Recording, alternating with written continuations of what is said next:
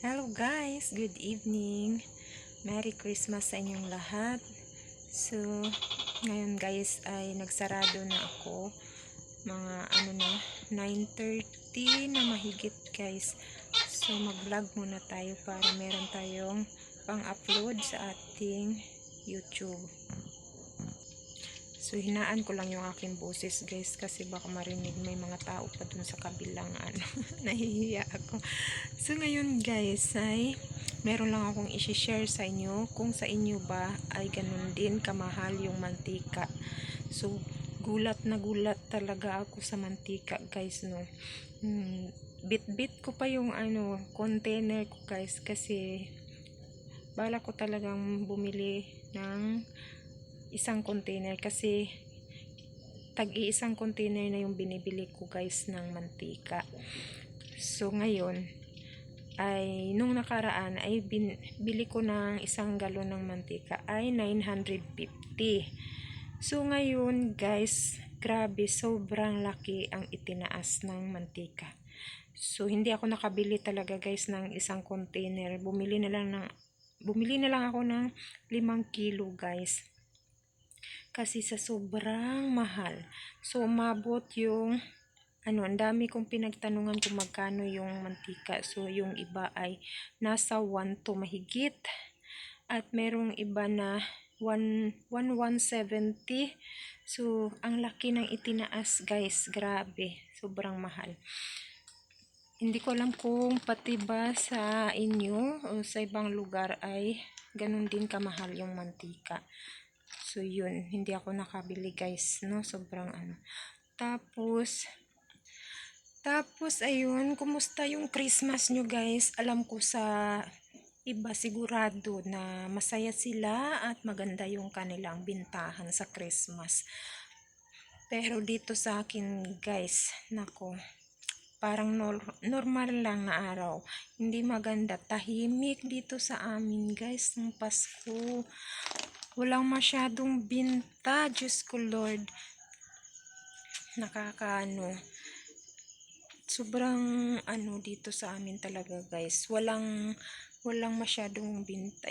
Nabintahan lang ako ng Coke Litro ay 4 na bote lang guys. Tapos yung Red Horse 5 ay 3 bote lang. So yun lang yung nabenta sa akin guys, no.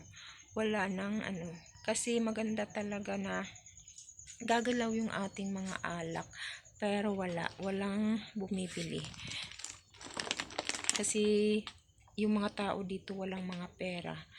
Walang Kaya feel na feel ko talaga guys na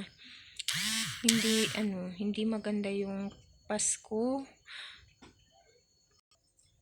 Napakatahimik ng Pasko dito guys, sobra. Kaya ayun. Sana ay sa New Year ay babawi tayo guys. Makakabawi tayo no sa New Year. Hindi tulad kasi na dati nung nakaraan guys na ang ganda ng bintahan ko. Kahit kahit umpisa pa lang ng December, maganda na yung bintahan. Netong month na to, pagpasok pa lang ng December, hindi na siya maganda. Feel ko na talaga na hindi maganda guys. Tapos may customer din ako ngayon, siguro nagbakasyon sila kaya hindi ko sila nakikita mga ilang araw na. Lagi yun, araw-araw yun andito sa tindahan ko guys, bumibili. Pero nitong mga wala pang Christmas ay bihira, hindi ko na sila isang beses lang pumunta dito. Pero yun lang, hanggang ngayon ay wala na. Sila lang kasi yun yung bumibili dito na maramihan talaga yung binibili. Yung mga customer ko na yun, siguro nagbakasyon sila. Kasi narinig ko yun sa kapitbahay nila na nagbakasyon daw. Kaya wala. So, kaya napaka ng bintahan natin ngayon. So, sana sa New Year ay makabawi tayo guys, no? Sana lang, sana. Siguro kayo guys ay maganda yung inyong bintahan So, laban pa rin tayo. Kahit papano ay may benta naman, pero hindi talaga tulad noon. Hindi, mapil mo kasi pag yung mga alak mo ay gumagalaw talaga. So, yun guys. Pero kahit ganun pa rin guys, ganun pa yung ating ng tindahan, ay namimigay pa rin tayo ng mga pamasko ng ating mga suki. So namimigay ako ng timba. So meron pa ditong natira. May isa pang natira. Meron pa akong isang hindi nabigyan. Ayan ay against the light. Ayan. Timba at saka tabo. So ito.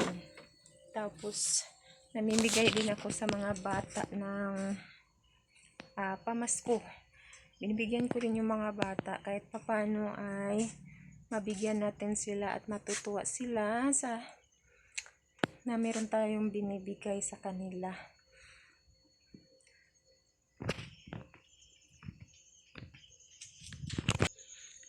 At tayo naman, wala pa tayong natanggap na mga regalo sa ating mga suki. Yung lang, meron akong natanggap, mga calendar lang guys, 3 peraso calendar sa ating suki na nagdi-deliver ng tubig natin dito, at yung sa ahinti natin sa sigarilyo, calendar lang binibigay sa akin talaga. Grabe, mga 3 taon na yata akong nila, pero yun lang binigay sa akin, calendar. No? Sige, okay lang yan.